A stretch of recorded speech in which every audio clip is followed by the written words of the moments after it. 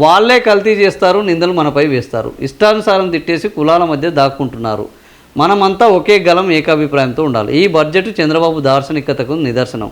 వైకాపా సభ్యులు 11 మంది ఉన్న 1100 మందిలో మాట్లాడుతుంటారు. ఉప ముఖ్యమంత్రి పవన్ కళ్యాణ్ పాపం నిన్న ఉప ముఖ్యమంత్రి బాధ అంతా ఇంత కాదు.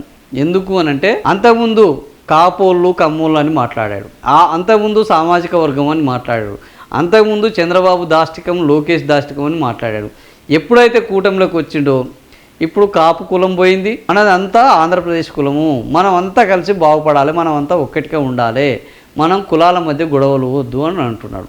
ఆయనకు అధికారంలోకి లేనప్పుడు కులాల మధ్య గొడవలు ఇట్లా ఒక సిగం వచ్చినప్పుడు మాట్లాడినట్టు మాట్లాడిండు. ఇప్పుడు మాత్రము నిండుకుండ లెక్క వివరిస్తుంది. ఎందుకు? అధికారం ఉన్నోడు ప్రతి ఒక్కడు నిండుకుండ లెక్కనే వివరిస్తాడు. సో ఈరోజు మనం అంతా ఒకే గలం ఏకాభిప్రాయంతో ఉండాలి. ఎందుకు? అంబటి రాంబాబును కొడితే ఆయన కాపు కులాన్ని చిచ్చేస్తే ఆయన వైపు వెళ్ళొద్దు, మనం అంతా ఒకటే వైపు ఉండాలి అని ఈయన చెప్తున్నాడు. ఇష్టానుసారం తిట్టేసి కులాల మధ్య దాక్కుంటున్నారు. ఎవరు కులాల మధ్య దాక్కుంటున్నారు, తిట్టింది ఎవరు అనేది ఈరోజు ఆయన పక్కన పెట్టేసి వాళ్ళే కల్తీ చేశారు. ఈయన మొన్నటిదానికి ఏమన్నాడు? సనాతన ధర్మం అన్నాడు. ఇప్పుడు కల్తీ జరిగితే ఏమంటున్నాడు? కల్తీకి సనాతన ధర్మానికి సంబంధమే లేదు అంటున్నాడు. జగన్ క్రిస్టియన్ అంటున్నారు. మరి ఇప్పుడు పవన్ కళ్యాణ్ క్రిస్టియనా హిందువా? పవన్ కళ్యాణ్ ఇప్పుడు వైఫ్ హిందూనా క్రిస్టియనా? మత మార్పిడులు వీళ్ళు చేస్తున్నారా, మత మార్పిడులు వాళ్ళు చేస్తున్నారా?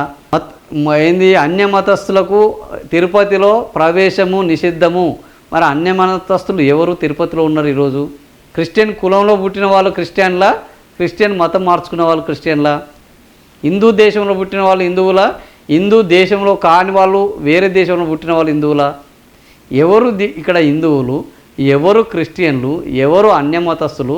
తిరుపతిలో అన్యమతస్థులకి ఎక్కడ బ్రహ్మాండమైన మద్దతు పలుకుతున్నది? అది సనాతన ధర్మం గురించి చెప్పే పవన్ కళ్యాణ్ ఆయన భార్య చెప్పాలి ఈరోజు. వాస్తవానికి ఇది జనం ఆలోచించాలి. సనాతన ధర్మం గురించి పవన్ కళ్యాణ్ మాట్లాడితే ఎట్లా ఉన్నది? ఇంట్లోనే సనాతన ధర్మం లేదు, ఇంట్లోనే పరాయి మతం నడుస్తున్నది. ఈయన సనాతన ధర్మం గురించి మాట్లాడతాడు. సో ఈ రకంగా కేవలం రాజకీయాల కోసం మేము దుమ్మెత్తిపోస్తాము, రాజకీయాల కోసం మతాన్ని వాడుకుంటాం, రాజకీయాల కోసం కులాన్ని వాడుకుంటాం, అధికారం వస్తే మాత్రము సుప్పనాతి శుద్ధపూస లెక్క మేము వ్యవహరిస్తాము అన్న పద్ధతి ఈరోజు పవన్ కళ్యాణ్ బ్రహ్మాండంగా అమలు చేస్తున్నాడు. ఆయన సినిమాల్లోనే వేషాలు వేయడం కాదు, బ్రహ్మాండంగా రాజకీయాల్లో అంతకు మించిన వేషాలు, అంతకు మించిన నటన కౌశలాన్ని ప్రదర్శిస్తుంది ఎవరు అయ్యానంటే ఇప్పుడు పవన్ కళ్యాణ్.